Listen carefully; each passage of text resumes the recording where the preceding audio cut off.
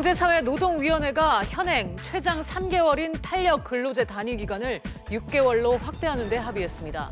첫 사회적 대타협의 성과를 올렸지만 향후 임금 보전의 수준 등 논란의 불씨는 남아 있습니다. 산업 구조조정 여파로 지난해 4분기 울산의 고용률과 실업률이 크게 악화된 것으로 나타났습니다. 경남 지역은 선박과 무선통신기기, 자동차 등 제조업 부진에 직격탄을 맞았습니다. 고농도 미세먼지 예비 저감 조치가 처음 발령됐습니다. 수도권에선 오늘 밤 9시까지 공공기관 차량 2부제가 시행됩니다. 어젯밤 문재인 대통령과 도널드 트럼프 미국 대통령이 전화 통화를 통해 2차 북미 회담과 관련한 의견을 나눴습니다.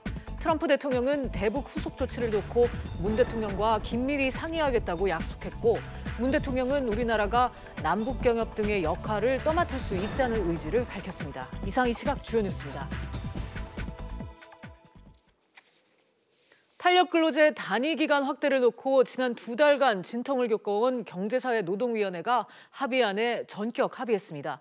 취재기자 연결합니다. 김한진 기자. 네, 보도국입니다. 네, 당초 합의안 시한을 넘기면서 부정적인 전망이 많았는데 어제 전격적으로 합의가 됐군요. 네, 경제사회노동위원회가 사회적 대화 시한을 하루 더 연장하면서까지 논의한 끝에 현행 3개월인 탄력근로제 단위 기간을 6개월로 확대하는 데 합의했습니다. 탄력근로제를 도입하려는 사업장은 일단 근로자 대표와 반드시 서면 합의를 하도록 했는데요. 다만 3개월을 넘는 경우 근로계획을 세우는 사업자들의 부담을 덜기 위해 일별이 아닌 주별로 근로시간을 정하고 최소 2주 전에는 근로일별로 일하는 시간을 근로자에게 통보하도록 했습니다. 만약 갑작스럽게 일이 몰리는 경우는 정해진 단위 기간 안에서 한 주 평균 근로시간을 지키며 근로자 대표와 합의해 주별 근로시간을 조정할 수 있도록 했습니다. 네, 결국 재계 요구가 수용된 셈인데 노동계의 요구는 어떻게 됐습니까? 네, 노동계의 요구였던 임금 보전과 건강권 보장이 반영됐습니다. 우선 노사는 3개월이 넘는 탄력 근로제를 도입할 때 일을 한 다음 의무적으로 최고 11시간 연속으로 쉬게 했습니다. 예를 들면 탄력 근로로 밤 12시까지 일을 했다면 다음 날 출근은 오전 11시 이후에 하도록 한다는 겁니다. 또 근로자 임금이 줄어들 경우 이를 보전하기 위한 수당과 할증 방안을 마련해 신고하도록 하고 이행하지 않으면 과태료를 부과하기로 했습니다. 네. 우여곡절 끝에 노사정 합의까지는 왔습니다. 그런데 이제 앞으로 남은 일정은 어떻습니까? 이제 국회는 일정이 정상화되는 대로 입법 절차에 들어갈 예정입니다. 다만 각종 정치적인 이슈로 파행을 겪고 있는 탓에 정부 계획대로 이달 안에 임시국회가 열려서 법 개정이 이루어지기는 쉽지 않아 보이는데요.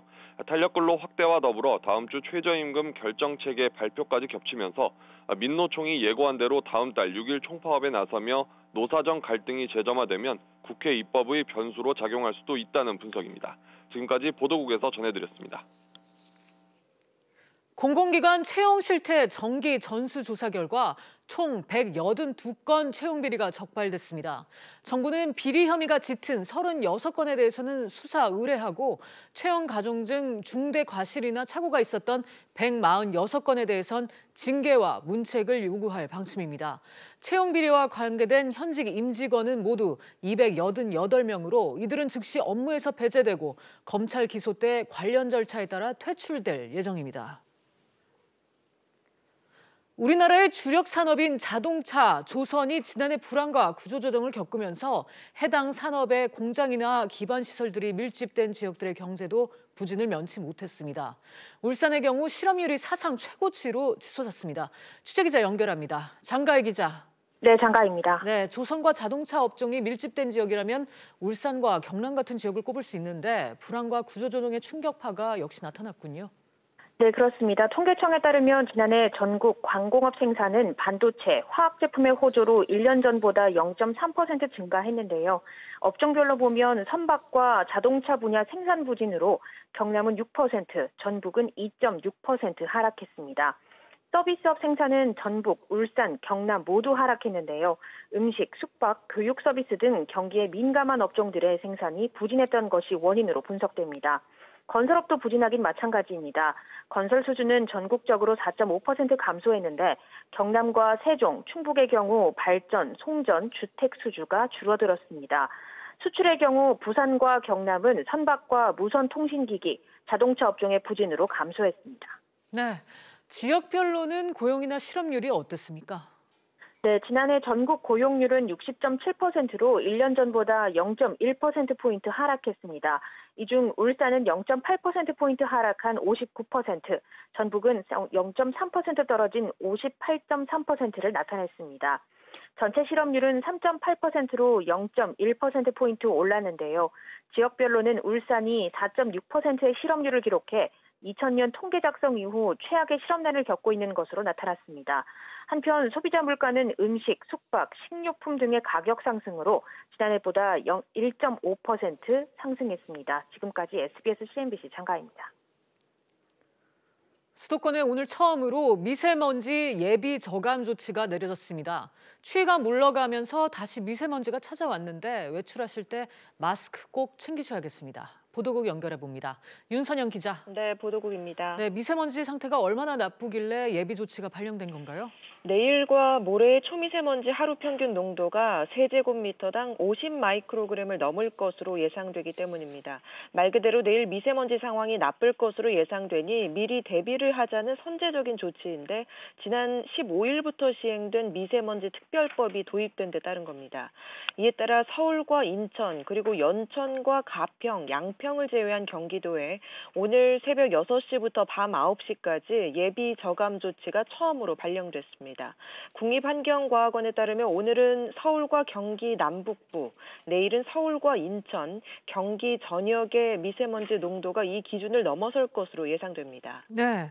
그럼 예비 저감 조치가 발령이 되면 구체적으로 어떻게 대응해야 하는 건가요? 네, 조치가 내려진 지역 공공부문에 대해 차량 2부제가 의무적으로 적용됩니다. 이번의 경우 3개 시도에 7,400여 기관 소속 공무원 52만 7천 명이 해당이 되는데 오늘은 짝수날이어서 차량 번호 끝자리가 짝수인 차량만 운행할 수 있습니다. 또 행정 공공기관이 운영하는 107개 대기 배출 사업장도 운영 시간이 줄어들고 457개 건설 공사장도 공사 시간을 줄이고 살수 차량을 운행해야 합니다. 하지만 일반인들에 미치는 영향은 거의 없습니다.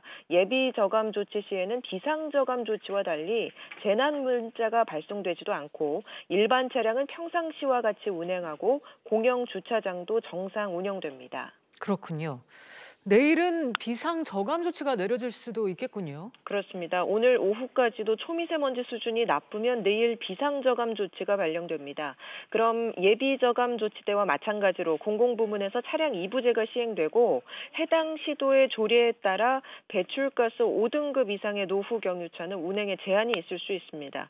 또 대기를 배출하는 공공사업장뿐만 아니라 민간 사업장에도 가동시간 변경이나 가동률 조정 등의 저감 조치가 시행됩니다. 지금까지 보도국에서 전해드렸습니다. 스마트 선도산업단지로 창원과 반월 시화 국가산업단지 두 곳이 선정됐습니다. 올해에만 국비 2천억 원이 들어가는 프로젝트 사업인데요. 우리 제조업의 새로운 활력이 될 수 있을까요? 자세한 내용 취재기자 연결해 들어보겠습니다. 정윤영 기자. 네, 정윤영입니다. 네, 정부가 스마트 선도 산업단지로 두 곳을 확정됐다고요? 네, 정부는 창원 국가산업단지와 반월 시화 국가산업단지를 스마트 선도산업단지로 최종 선정했습니다. 스마트 산업단지란 ICT 기술로 단지 내 모든 데이터와 자원을 연결해 기업의 생산성을 제고하는 미래형 산업단지를 말합니다.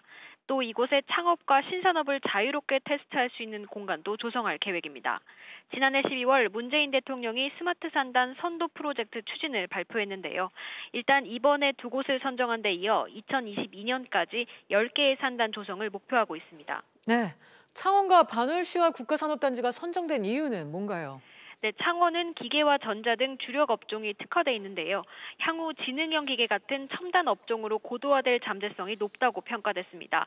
또 경남도가 자체 예산을 확보할 정도로 관심이 높아서 지자체와의 협조 체계를 구축하는 데 용이할 것이라고 정부는 설명했습니다. 반월시화는 제조업의 근간인 부품업체가 밀집돼 있고 관련 근로자가 26만 명이나 있어 공장 스마트화로 인한 파급 효과가 클 것으로 예상됩니다. 또 인근 시흥시에 들어서는 스마트시티와 연계하면 더욱 시너지를 낼 수 있을 것이라고 정부는 판단했습니다.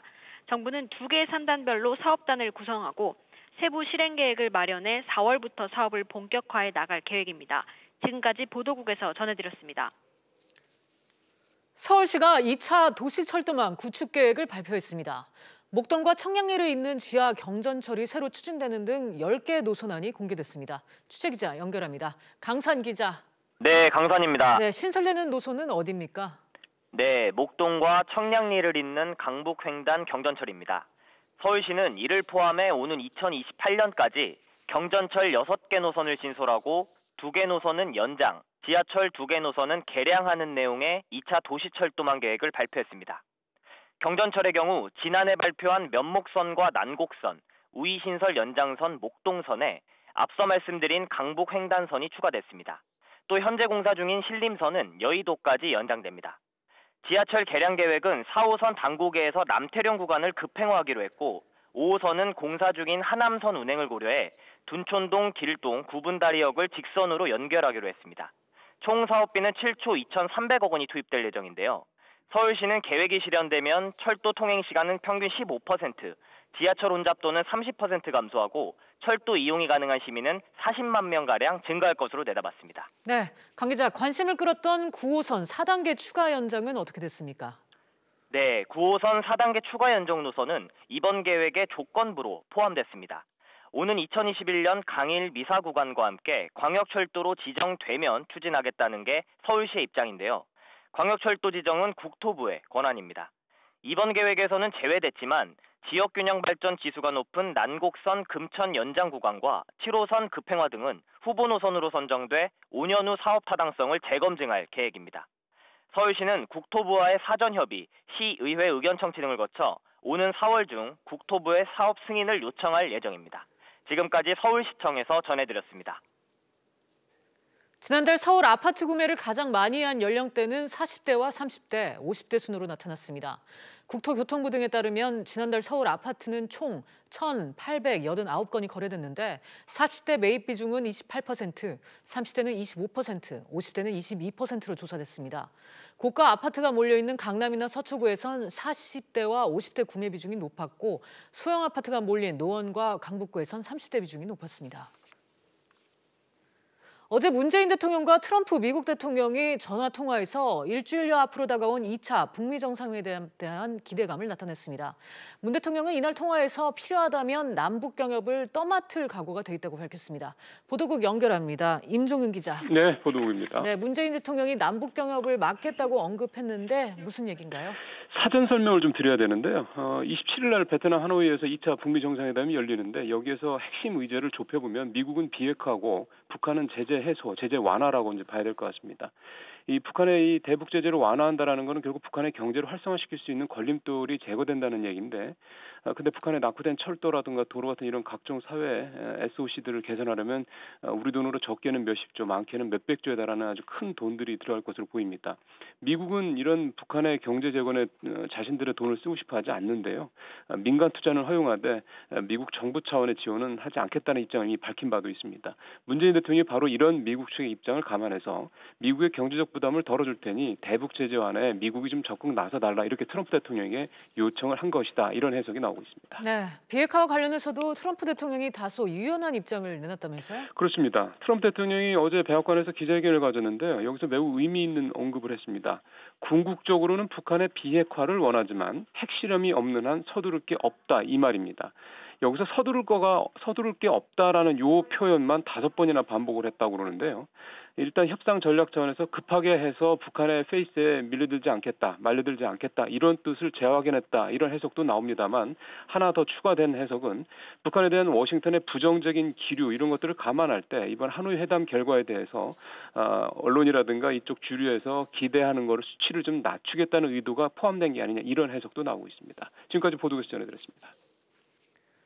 한진그룹이 행동주의 사모펀드 KCGI에 대해 역공에 나섰습니다. KCGI가 주주제한권을 행사할 자격이 없다고 반격에 나선 건데요. 자세한 내용 취재기자 연결하겠습니다. 안지혜 기자. 네, 안지혜입니다. 네, 한진그룹이 KCGI 주주 제한권에 대해서 입장을 밝혔다고요? 네, 맞습니다. 한진그룹이 오늘 오전 입장문을 냈습니다. KCGI가 한진칼과 한진의 주주 제한을 하려면 지분을 6개월 이상 보유해야 한다는 상법상 특례 규정을 충족해야 한다고 지적했습니다. KCGI가 주주 제안서를 보낸 시점은 지난달 31일인데 이보다 6개월 전인 7월 31일에는 KCGI가 양사의 지분을 갖고 있지 않았던 만큼 주주권 행사 자격도 없다는 게 한진의 주장입니다. 네, 하지만 KCGI에서도 반박 논리를 펴고 있지 않습니까? 네, KCGI는 당초 상법상 주주제한권 관련 일반 규정을 근거로 제시하고 있습니다. 이 조항에 따르면 발행 주식 총수의 3% 지분을 가진 주주는 주총 6주 전에 주주 제한을 할 수 있는데요. 여기에는 6개월 지분 보유 조건이 없습니다. 하지만 한진 측은 6개월 의무 규정이 있는 특례 규정이 이보다는 우선 적용된다고 반박하고 나선 겁니다. 더불어 KCGI의 주주 제한을 추후 이사회에서 적법하게 처리하겠다고 밝혔는데 사실상 거절로 풀이됩니다. 네, 법원은 KCGI의 주주 명부 열람을 허용을 했죠. 맞습니다. KCGI는 한진칼과 한진의 주주 명부 열람을 위해서 서울중앙지법에 가처분 신청을 낸 바 있습니다. 근데 법원이 정당한 이유가 있다면서 이를 허용했습니다. 주주총회를 앞두고 KCGI의 표결집이 더 유리해진 겁니다.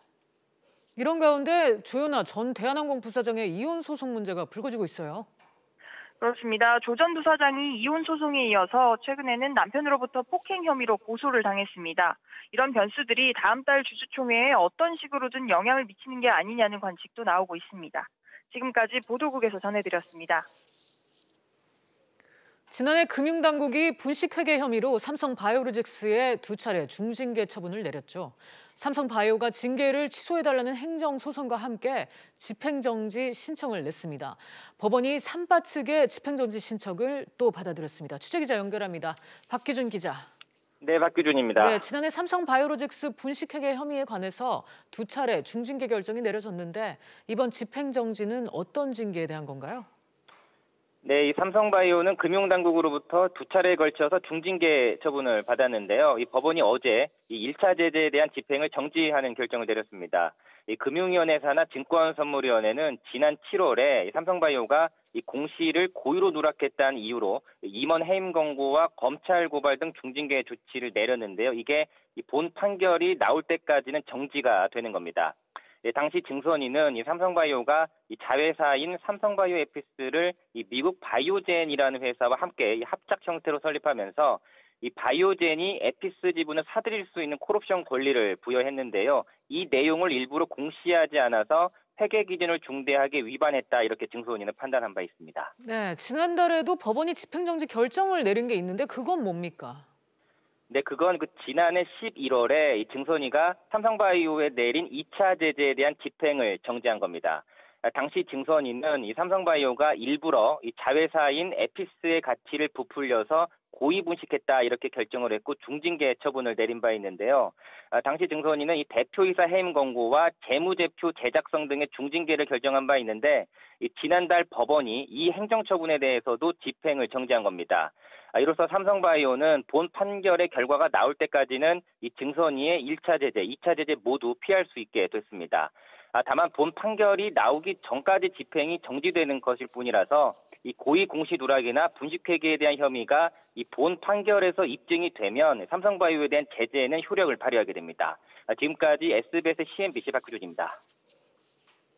신임 중소기업 중앙회장 선거가 일주일 앞으로 다가왔습니다. 막판 선거전이 금품 살포 의혹과 검찰 고발 등으로 혼탁해지고 있습니다. 취재기자 연결합니다. 조슬기 기자. 네, 보도국입니다. 네, 먼저 오늘 오전에 후보자 정책 토론회가 열렸죠? 네, 지난 9일 공식 선거전이 시작된 이후 세 번째 공개 토론회로 서울 여의도 중소기업 중앙회 건물에서 열렸습니다. 이번 선거에는 김기문 JST나 회장을 비롯해 원재희 프롬파스트 대표와 이재왕 광명전기 대표, 이재한 한용산업 대표, 주대철 세진 텔레시스 대표 등 5명이 출마했습니다. 각 후보들은 중소기업이 경영하기 좋은 환경을 만들 것이라며 저마다 표심 잡기에 나섰는데요. 앞선 2차례 토론회에서도 언급됐었던 최저임금 인상 문제와 주 52시간 근로 문제, 또 주유수당 지급 문제 등이 재차 논의됐습니다. 네, 현 정부 들어서 중소기업 위상이 크게 높아져서일까요? 이번 선거전이 과열 양상을 보이고 있는 것 같으네요. 네, 오늘 토론회에 앞서 후보들은 서로 손을 잡은 채 공정하고 투명한 선거운동을 다짐했는데요. 하지만 말씀하신 것처럼 선거전 분위기는 과열을 넘어 진흙탕 싸움으로 번지고 있습니다. 후보자들끼리 금품을 뿌렸다, 지지율을 조작했다며 서로 의혹을 제기하고 있는데요. 앞서 한 특정 후보자가 언론과의 인터뷰를 가졌는데 이후 이 후보자 측근이 기자에게 현금과 시계를 건네 검찰 고발을 당했고요. 또 다른 후보 측은 선거운동 기간 전인 지난해 12월 자신의 지지율이 다른 후보보다 높은 것으로 꾸민 가짜 통계 자료와 지지를 호소하는 문자를 보낸 혐의로 검찰에 고발됐습니다. 이처럼 혼탁해진 선거전을 놓고 후폭풍이 클 것이란 전망도 나오고 있습니다. 지금까지 보도국에서 전해드렸습니다. 대출을 받은 사람들은 요즘처럼 금리가 오를 땐 이자 부담이 커질 수밖에 없습니다. 금융당국이 이런 부담을 줄여주기 위해 금리가 올라도 상환액을 고정하는 주택담보대출 상품을 내놓기로 했습니다. 자세한 내용 취재기자 연결해 알아봅니다. 김석연 기자. 네, 김석연입니다. 네, 구체적으로 어떤 상품이 나오는 겁니까? 네, 우선 대출 금리가 올라도 월 상환액을 10년 동안 유지하는 월 상환액 고정형 주택담보대출 상품이 출시됩니다. 예를 들어 금리가 올라 이자가 늘면 대신 원금 상환액을 줄여서 매달 내는 원리금 상환액을 변하지 않게 하는 방식입니다. 주담대 금리 변동에 따라 은행이 부담하는 위험을 일부 고려해 변동금리에 0.2에서 0.3%포인트를 더한 금리로 공급합니다. 다만 부부 합산 소득이 7천만 원 이하이거나 시가 6억 원 이하 주택을 갖고 있다면 0.1%포인트 금리 우대를 받을 수 있습니다. 네, 여기 대출 금리 인상폭을 제한하는 상품도 나온다고요? 네, 그렇습니다. 시중금리가 아무리 올라도 대출금리 상승폭을 제한하는 금리 상한형 주택담보대출 상품도 나오는데요. 이 상품은 1년 동안 1%포인트 이내, 5년 동안에는 2%포인트 이내로 금리 상승을 제한합니다. 예를 들어 연 4%대 금리 상한 주택담보대출을 받았다면 이후 5년 안에 금리가 연 7%대로 올라도 부담해야 할 이자는 연 6%이때까지입니다. 기존 대출에 특약을 부과하는 형태로 별도 대출 심사도 필요 없어 간편하게 이용이 가능합니다. 월 상한의 고정형 주택담보대출과 금리 상한형 주택담보대출 등 다음 달 18일부터 시중은행을 포함한 15개 은행에서 출시될 예정입니다. 지금까지 SBS CNBC 김성현입니다. 그동안 군사와 보안 문제 등으로 어업에 제한을 뒀던 서해 5도의 어장이 확대됩니다. 55년간 금지됐던 야간 조업도 부분적으로 허용될 전망이라고 하는데요. 당장 올봄 꽃게철부터 서해 어장 분위기가 달라질 걸로 보입니다. 취재기자 연결해 보겠습니다. 서주연 기자. 네, 서주연입니다. 네, 서해 5도 어장 규제가 완화된다고요? 네, 그렇습니다. 해양수산부는 서해 5도의 어장을 245제곱킬로미터 확대한다고 밝혔습니다. 여의도 면적의 84배 규모에 달하는데요. 1992년 이후 이뤄진 10차례의 어장 확장 가운데 최대 규모입니다. 또 55년 동안 금지했던 서해 5도의 야간 조업을 부분적으로 허용합니다. 한반도의 평화 분위기를 만들어낸 변화라는 것이 해수부의 설명입니다. 서해 5도 어장은 백령도, 연편도 등 북한과 인접한 1614제곱킬로미터 규모의 바다인데요. 지금까지는 군사적인 이유로 조업을 할 수 있는 공간과 시간이 정해져 있었습니다. 네, 당장 봄 꽃게잡이 철을 앞두고 어민들의 기대가 클 것 같은데 기대 효과 어떤 게 있습니까? 네, 서해 5도 인근 어장은 꽃게와 참홍어, 새우, 까나리 등이 많이 잡힙니다. 수산물 매출액만 연간 300억 원인데요. 해수부는 어장 확장으로 서해 5도의 어획량이 10% 이상 늘어날 것으로 판단하고 있습니다. 소비자들도 올봄에는 좀 더 싸게 꽃게를 맛볼 수 있을 것으로 기대됩니다. 해수부는 봄 성어기가 시작되는 4월부터 조업이 이뤄질 수 있도록 관련 규정을 3월 중에 개정하기로 했습니다. 지금까지 해양수산부에서 SBS CNBC 서주연입니다. 증시 상황입니다. 오늘 국내 증시는 미중 무역협상 기대감 속에 계속해서 오름세 보이고 있습니다. 현재 코스피 1%가량 오르며 2230포인트, 코스닥은 0.38% 오름세 750포인트에 거래되고 있습니다. 오늘 주목해보실 종목들 차례대로 보도록 하겠습니다. 우선 CJ 대한통운입니다. 택배비 인상 소식에 52주 신고가를 경신하기도 했는데요. 현재 2.25% 오름세 18만 1,500원에 거래가 되고 있습니다. 한진 같은 경우에도 2.7% 오름세입니다. KCGI 측의 한진 주주명부 열람을 허용하는 법원 결정이 나온 게 호재로 작용한 모습입니다. 44,800원에 거래가 되고 있고요. 삼성바이오로직스 현재 0.39% 오름세 보여주고 있습니다. 증권선물위원회에서 받은 1, 2차 제재 효력이 일시 중지됐다는 소식이 올라왔는데요. 현재 38만 6천 원에 거래가 되고 있습니다. 마지막으로 대한항공입니다. 현재 3.42% 강세 보여주고 있습니다. 중장기 비전 발표를 하면서 현재 오름세 36,250원에 거래가 되고 있습니다. 지금까지 증시 상황이었습니다. 오늘 저희가 준비한 소식은 여기까지입니다. 시청해주신 여러분 고맙습니다.